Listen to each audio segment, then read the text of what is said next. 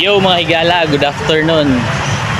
Dito tayo ngayon sa Public Safety and Security Complex, Municipality of Balabel.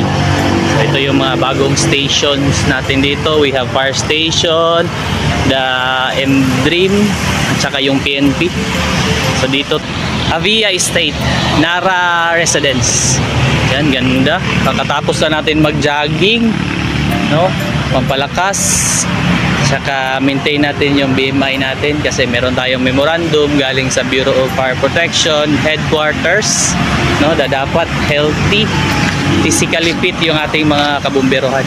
So tayo naman, comply din tayo sa mga ganyan na memorandum.